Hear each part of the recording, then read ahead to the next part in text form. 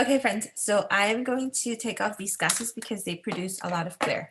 So the next thing is that you're going to follow along with your handout if you want to. I'm just going to go ahead and start reading it. Okay, let's start with the notary basics.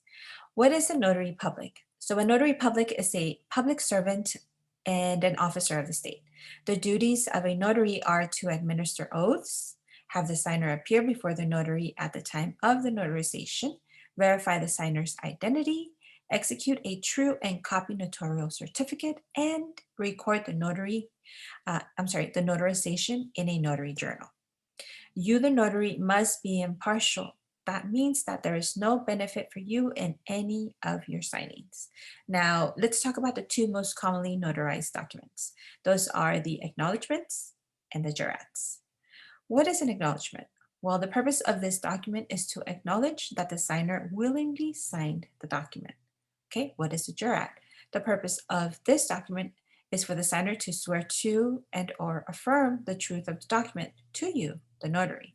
So more on these two documents in a bit.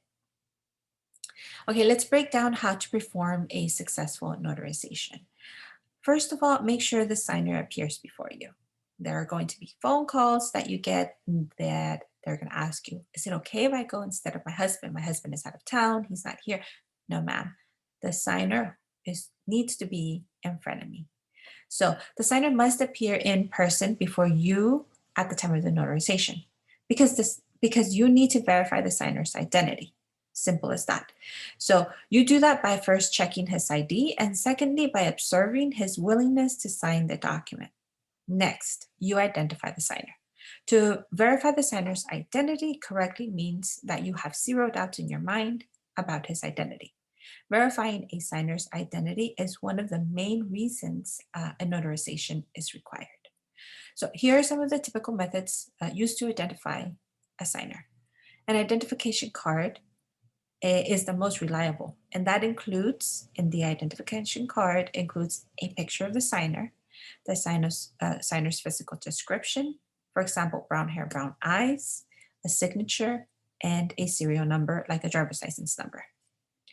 So the following are the most common types of identification cards: IDs, driver's licenses, passports, and federal identification cards like military IDs. Under any circumstances, do not accept these as methods of verifying identification. These are not allowed. Birth certificates, social security cards, or credit cards.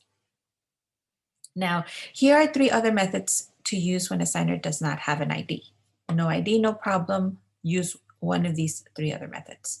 The first one is having personal knowledge of the signer. This means you are familiar with the signer and there are no doubts in your mind about who he is.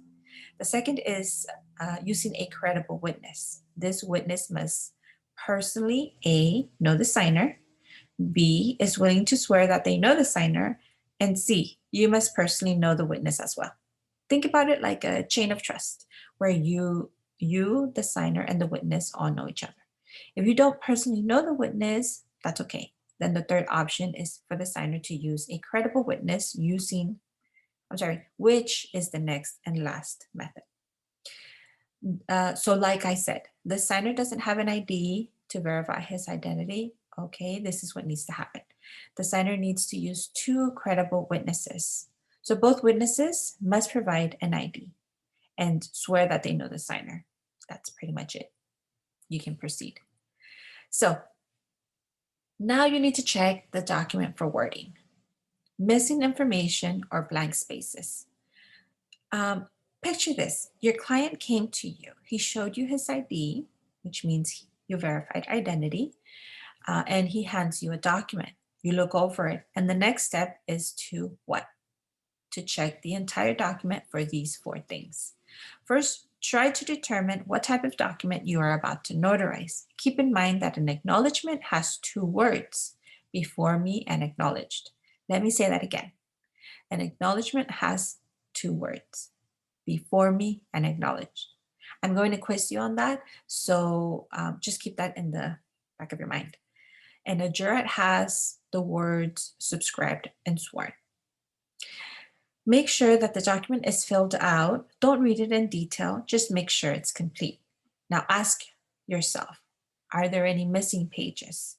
You can tell because some documents are numbered towards the bottom of the page. Check to see if there are any missing numbered documents. Also, look for any blank spaces before you sign and seal the document. You don't want for there to be any blank spaces because after you sign and seal, they might go back and add additional information and you don't want that to happen. Okay, so now we're gonna pause for a little bit. You're gonna take a quick pop quiz and I'll go ahead and see you in the next video.